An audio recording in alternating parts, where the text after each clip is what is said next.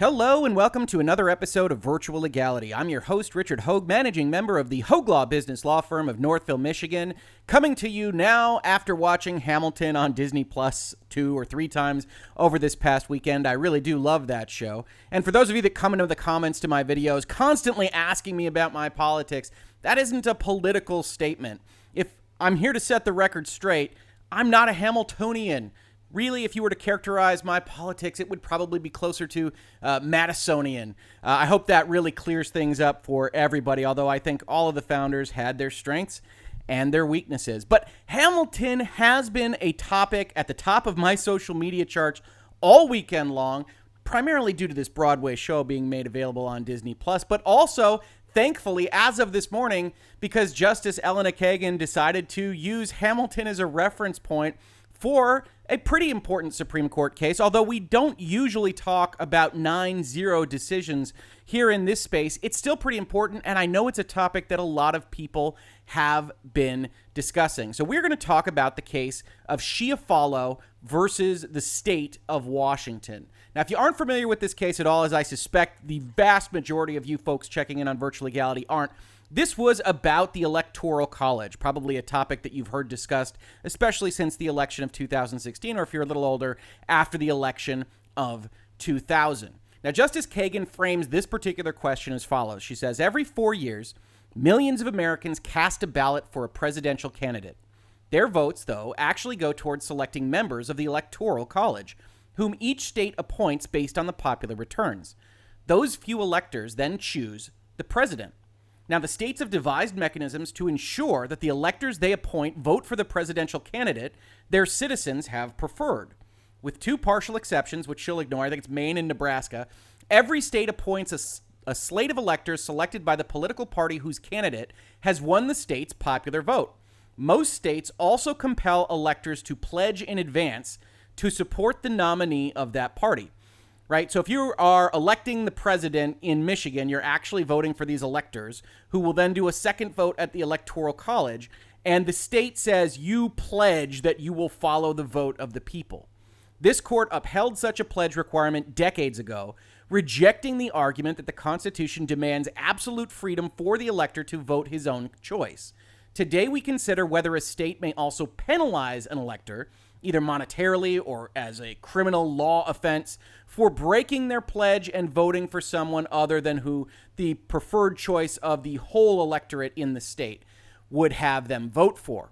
Now, I will tell you, spoiler alert, the Supreme Court holds 9-0 that the states do have the right to penalize electors for not following the wishes of the people, or more specifically, for not doing what the states told them to do. And I've got a number of pages here to talk about how they get to that decision, but also talking about the history of the Electoral College, because it's not as clear as the 9-0 decision would lead you to believe. It's actually a 7-2 decision, at least based on the legal arguments, with 2 folks, Thomas and Gorsuch, saying that the court arrived at the right outcome but for the wrong reasons. That's what a concurrence means rather than a dissent. It means they vote in the same direction but for different legal reasons. Now, Justice Kagan continues by giving us a little bit of the lay of the land. She says the provision they approved about presidential electors is fairly slim. The founders, the people that drafted the Constitution. Each state shall appoint in such manner as the legislature thereof may direct a number of electors equal to the whole number of senators and representatives to which the state may be entitled in the Congress, but no senator or representative or person holding an office of trust or profit under the United States shall be appointed an elector. Nobody working for the government, at least the federal government, shall be appointed an elector, and each state can determine the manner as it itself determines to put those electors in the Electoral College. That is the only provision that really talks about it in the Constitution. Now, the next clause of the Constitution, which would be superseded by the 12th Amendment, set out the procedure that the electors were to follow in casting their votes. As Justice Kagan describes it, in brief, each member of the college would cast votes for 2 candidates in the presidential field. The candidate with the greatest number of votes, assuming he had a majority, would become president. The runner-up would become vice president. If no one had a majority, the House of Representatives would take over and decide the winner. Now, without even knowing American history, you can probably already spot some of the problems here. And it's important to kind of talk about those. The founders of America, or any country where you might be watching this video in, aren't perfect. They weren't perfect when they drafted things, and even if they had good ideas, they were also subject to a kind of committee process. You had to get enough people on board, and whenever you go through a process like that, you wind up with little loopholes and problems. Now, the main problem here, as we will see addressed, is that when you have Electoral College folks voting for two people at once, and the one with the most gets presidency and the one with the second most gets vice presidency, you've got issues because it's very easy to have a tie, which is how Hamilton winds up getting referenced. That plan failed to anticipate the rise of political parties and soon proved unworkable. The nation's first contested presidential election occurred in 1796 after George Washington's retirement. John Adams came in first among the candidates, and Thomas Jefferson second. Now, these are diametrically opposed political kind of folks, at least back in the 18th century. That meant the leaders of the era's two warring political parties, the Federalists, John Adams, and the Republicans, Thomas Jefferson, became president and vice president, respectively. Now, here's where Kagan starts talking a little bit of pop culture. She puts in parentheses, one might think of this as fodder for a new season of Veep. If you aren't familiar with that show, it's a one where Julia Louis-Dreyfus is the vice president, and it's a comedy. It's a satire about the political process and the role of vice president, which in the American constitutional hierarchy really doesn't have any specific powers or authority, with very rare exception. Now, I want to take a step back here because the reason I'm doing this video is because I really like Justice Kagan as a writer, and this is one of the reasons why. Obviously, as a person that runs a YouTube channel focused on talking about business and law through the lens of pop culture, I have a pretty solid belief that the best way to communicate important and significant ideas to folks is to bring them to where they live. That more people will have seen Veep, that more people will have seen and been familiar with the second act of Hamilton, as we will see in a moment, than just folks talking in kind of hypotheticals about the Federalist Papers or things of that ilk. And so if you write like this, if you write clearly, if you explain yourself well, if you bring other examples of things that people might recognize in their own lives, I think folks get a better understanding of the law. And while Justice Kagan and I don't agree probably on most things in terms of the decision making that she has at the Supreme Court level, I am very respectful and very thankful, in all honesty, compared to some of the other justices on the court, with her very clear thinking, her clear writing, and the pop culture examples and hypotheticals that she winds up putting in. And that's one of the reasons I wanted to do this video, because if you don't read Supreme Court cases very often, you might not be familiar with Justice Kagan's tendency towards doing this. This is not the only time that she has done this. Now, she continues. She says, 4 years later, a different problem arose. Jefferson and Aaron Burr ran that year as a Republican Party ticket. They ran together, with the former meant to be president and the latter meant to be vice president. For that plan to succeed, Jefferson had to come in first and Burr just behind him. Instead, Jefferson came in first and Burr did too. Every elector who voted for Jefferson also voted for Burr, producing a tie. Understand what the process had to be here. They had to go as electors and say, one of you has to vote for somebody else or withhold your vote for Burr in order to make sure that Jefferson gets one more vote than Burr. And apparently this plan had been achieved in various other places throughout the electoral process. It failed to be achieved here, and so they tied. That threw the election into the House of Representatives, which took no fewer than 36 ballots to elect Jefferson. And here's the next parenthetical, right? And if you watch this weekend, you know some of this, although I think this is probably the most confusing part of the play if you aren't familiar with this kind of historical background, where Justice Kagan says Alexander Hamilton secured his place on the Broadway stage, but possibly in the cemetery too, by lobbying Federalists in the House to tip the election to Jefferson, whom he loathed, but viewed as less of an existential threat to the Republic. By then, everyone had had enough of the Electoral College's original voting rules. Now, in the play, it's presented a little bit more obliquely, right? And I guess this is all spoilers for the Hamilton play with historical notes from the 18th century, but I digress. In the play, they suggest that Burr is running against Jefferson in some real respect, when that's not actually what's happening, and I totally empathize with Lin-Manuel Miranda trying to figure out exactly how to portray this. The picture that you have in front of you is actually Hamilton being asked by the chorus, the people, to decide between Thomas Jefferson and Aaron Burr because the House of Representatives deadlocked. And in order to kind of understand how that happened, it's important to understand the political perspective at the time. It says in February 1801, the members of the House of Representatives balloted as states to determine whether Jefferson or Burr would become president. There were 16 states, each with one vote. An absolute majority of 9 was required for victory. It was the outgoing House of Representatives controlled by the Federalist Party that was charged with electing the new president. So you see another error, right, in the kind of concepting of this particular situation. If the party losing the presidency holds the House of Representatives when they would otherwise decide this tie, you've got an issue. And because of the way this was set up, Jefferson and Burr weren't identified as president and vice president as we might do today. So essentially, the House of Representatives has these two names that tied in electors, and they get to choose even though they know that the Republican Party wanted Jefferson to be president and Burr to be vice president. And Burr doesn't step back because what's happening is that most Federalists, that's Alexander Hamilton's party, that's John Adams' party, voted for Burr, because they hated Thomas Jefferson that much. They thought Burr was the lesser of two evils. And so they were voting to put Burr in as the president, and the rest of the delegations couldn't get up to that number of 9 needed to actually elect Jefferson. So what happens at the end of the play of Hamilton, and Justice Kagan is exactly right to kind of reference here as a concept to the problems with the Electoral College, is that over the course of 7 days, from February 11th to February 17th, the House cast 35 ballots, with Jefferson receiving the votes of 8 state delegations each time, falling just one short of the necessary majority of 9. Hamilton recommended to his party, the Federalists, that they support Jefferson because he was by far not so dangerous a man as Burr. In short, he would much more rather have someone with wrong principles. Excuse me. In short, he would much rather have someone with wrong principles than someone devoid of any. And so you get this situation where Hamilton, on the opposite party, is convincing his own party delegations in the various states to vote for the Republican who is his political opposition. And that's how you get the ending of the Hamilton play. Now, this isn't actually that specific to the entirety of the play. Please do watch it. I love it. That's said without being a Hamiltonian or anything like it. It's an excellent play. I highly recommend it. But Kagan is using it here to discuss things that she knows people will recognize.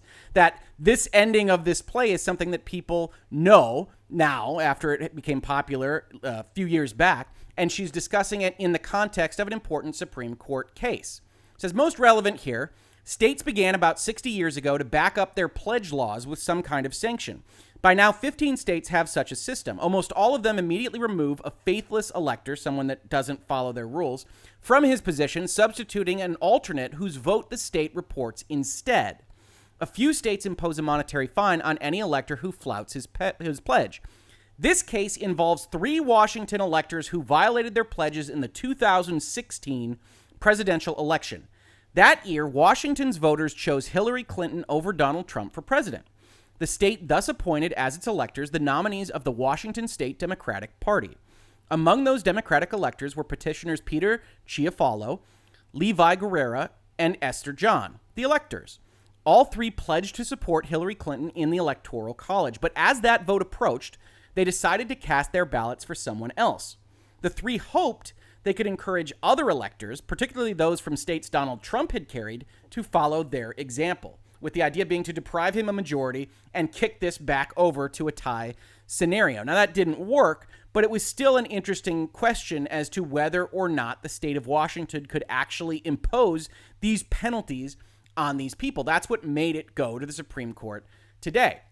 Now, Justice Kagan takes a very textualist approach to this question.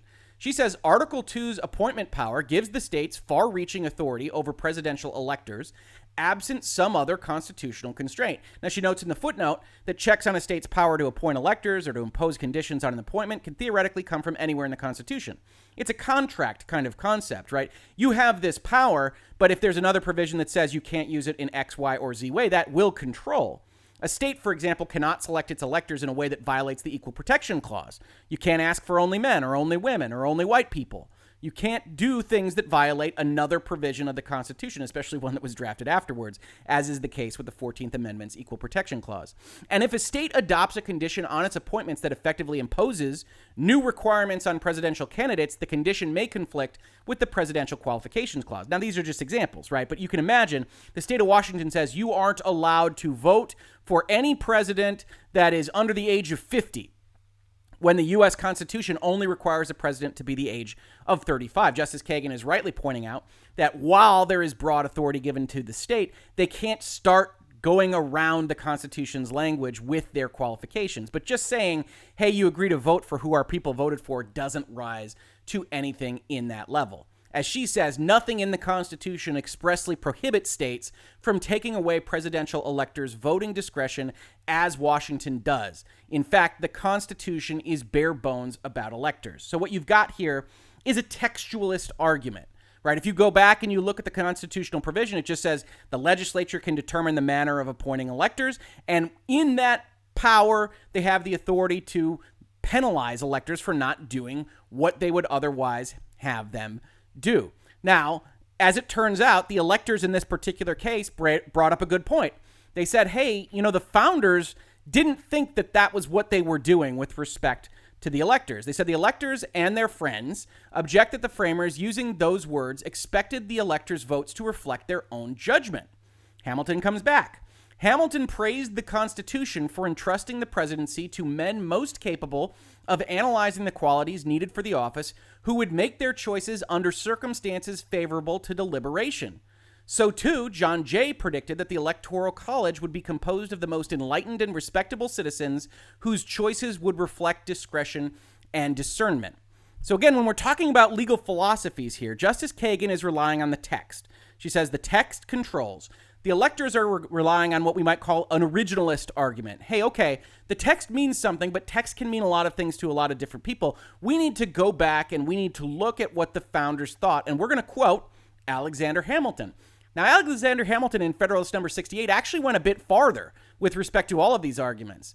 He said, it was desirable that the sense of the people should operate in the choice of the person to whom so important a trust was to be confided, the president.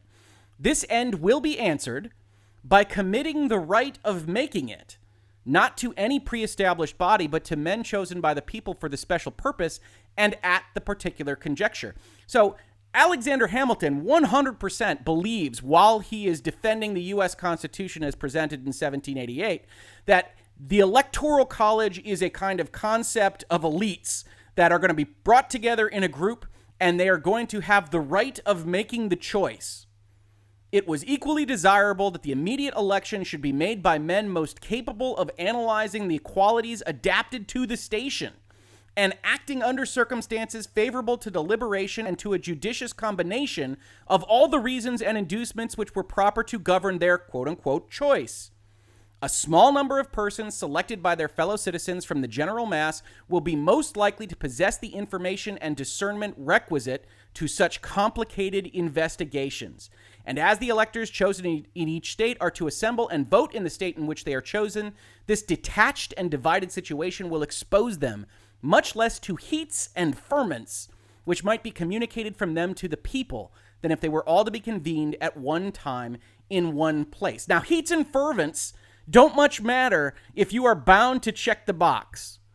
There is no question that Alexander Hamilton, and to some extent John Jay, and to some extent James Madison, the father of the Constitution and another writer of the Federalist Papers, undoubtedly believed in certain bits of this logic. But I still agree with Justice Kagan and her textualism. As she continues, even assuming other framers shared that outlook, it would not be enough.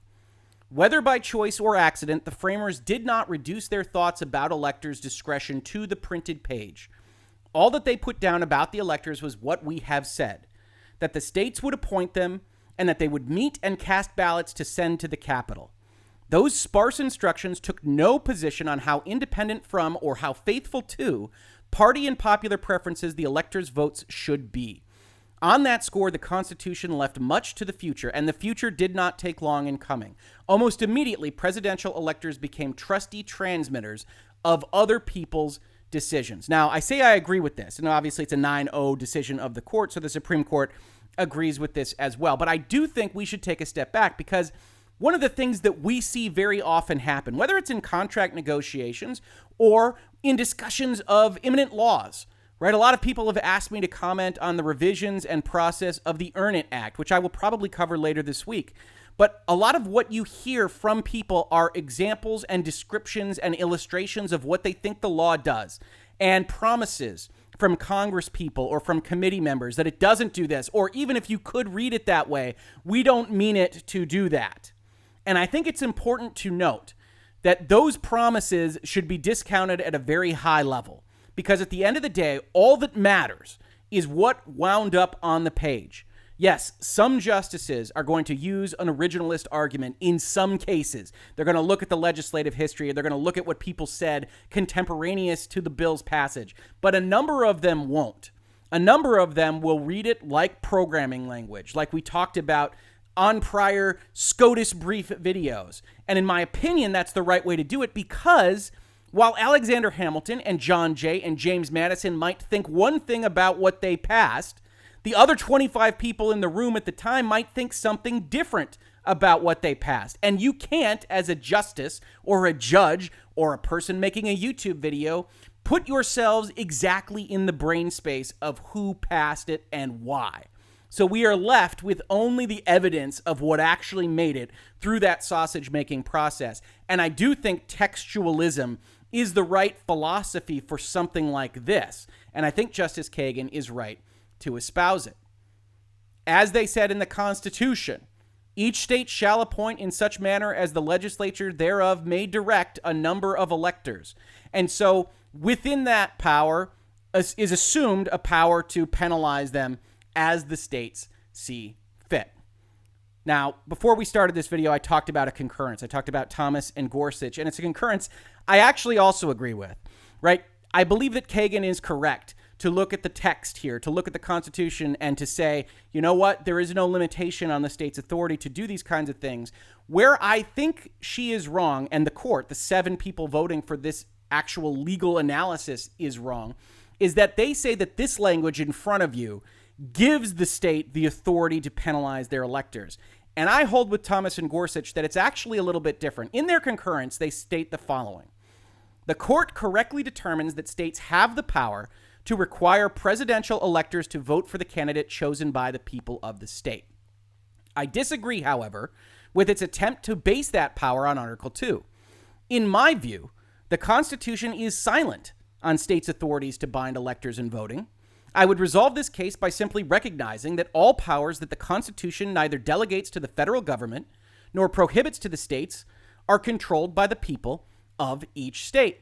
Or if you've been to law school, or if you otherwise just follow constitutional law because you like it and it's fun, you might recognize this as a reference to Amendments 9 and 10, which, if you have been to that law school, you will probably also recognize as the dead letter of the Constitution, depending on which professor you have. Now, Article 9, or Amendment 9, says the enumeration in the Constitution of certain rights shall not be construed to deny or disparage others retained by the people.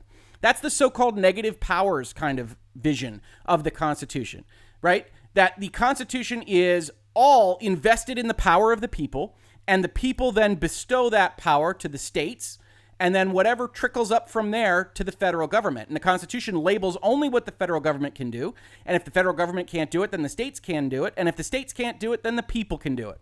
It's a document of negative rights. And it's one of those where you get a lot of fighting at the Supreme Court level.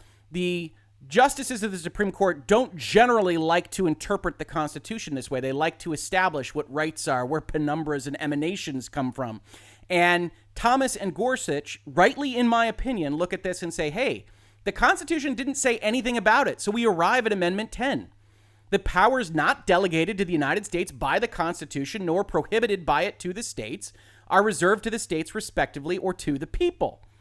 Now, to some extent, that's a bad bit of legal drafting.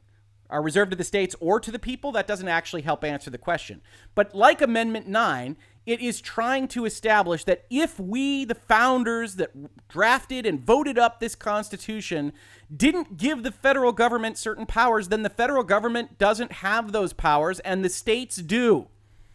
Or as Thomas and Gorsuch say in their concurrence, the Constitution does not address expressly or by necessary implication whether states have the power to require that presidential electors vote for the candidates chosen by the people. Article 2 in the 12th Amendment provide for the election of the president through a body of electors, but neither speaks directly to a state's power over elector voting. Now, they vote with the judgment of the court. They think it is right that Washington has the ability to penalize electors for not doing what they are told, but they think it for a completely different reason. It's not a controlling reason. The controlling reason is the 7 votes that we talked about for the bulk of this video. But I do think it's interesting, and if you're at all interested in law and the way these things are thought about, the difference of opinion here is one that is likely to continue and, in fact, show larger fissures when you have questions that are more questionable and more justices willing to side with Thomas and Gorsuch for whatever different reason than just the 9th and 10th Amendments. Which is all a long way of saying I wanted to do a video on Hamilton today. I was thinking about doing a postmortem, and I am very thankful to Justice Kagan for putting some Hamilton quotes, for discussing the Electoral College in a way that was interesting, unique, and I think very helpful for people to learn about both the history of the Electoral College and what the court's decision actually says today. So I'm very thankful to her for that. And if you're at all interested in these kinds of things, we are talking about these kinds of topics here in Virtual Legality all the time. Mostly for the last week, we've been talking about things happening on Twitch and Reddit and various other big tech moves to get rid of folks like Dr. Disrespect or to change their terms of service to allow for certain hate but not other kinds of hate. So if you're interested in those kinds of things, please do jump in. We also regularly talk about the Supreme Court. We talked about the DACA ruling. We talked about Bostock. And, of course, we talked about Wickard v. Filburn a couple months ago just to kind of give a flavor for those Supreme Court cases that are absolutely ridiculous on their face. So if you like this, please like, please subscribe, please ring bells. Please tell folks that we are here. We love to have conversations with new people in the comments to these videos. Otherwise, if you saw this on YouTube, thank you so much for watching. And if you listen to it as a podcast, thank you so much for listening. And I will catch you on the very next episode of Virtual Legality. Virtual Legality is a YouTube video series with audio podcast versions presented as commentary and for education and entertainment purposes only. It does not constitute legal advice and does not create an attorney-client relationship. If you have legal questions about the topics discussed, please consult your own legal counsel.